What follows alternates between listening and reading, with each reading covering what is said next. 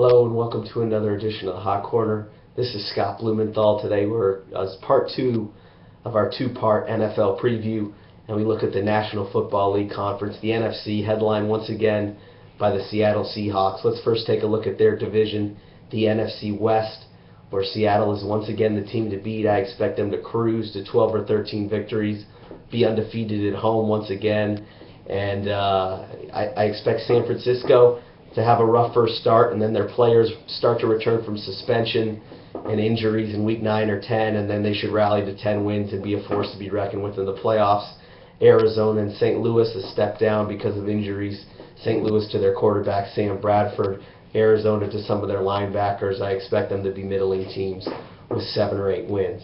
In the NFC North, we have the Green Bay Packers, which everyone expects to have to be in the mix for the Super Bowl there. I'm not so sure.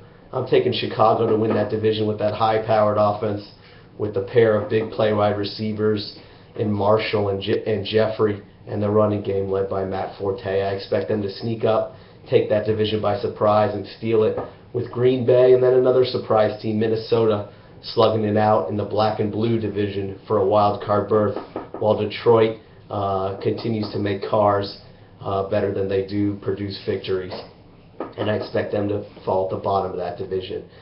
From there, we have the NFC East, which also has some middling teams.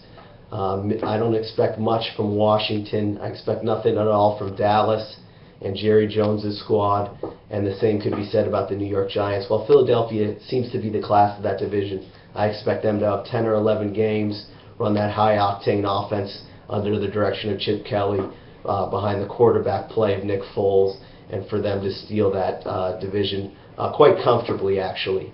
And then from there, we also have the NFC South, which is headlined by the New Orleans Saints. I expect them to also be in a runaway in that division, followed semi-closely, maybe 2 or 3 games behind. The Tampa Bay Buccaneers will be behind them, another team that I expect to rise from 5 wins to respectability.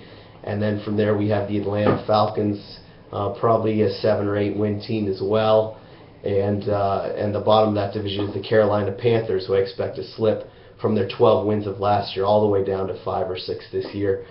There you have it, division by division. In the NFC Championship game, I expect New Orleans to visit Seattle in a game we saw last year, and we know what happens when any team visits Seattle. It's almost certain death, and we see that Seattle defends their home turf, advances to the Super Bowl, and knocks off quite comfortably once again either Denver, New England, or San Diego in another landslide, and a repeat for Pete Carroll and his boys, the 12th man in Seattle, Russell Wilson, and his dynamic quarterback play. That's your team to keep an eye on this year. It's the Seahawks once again, beginning on Thursday night as NFL opens tonight.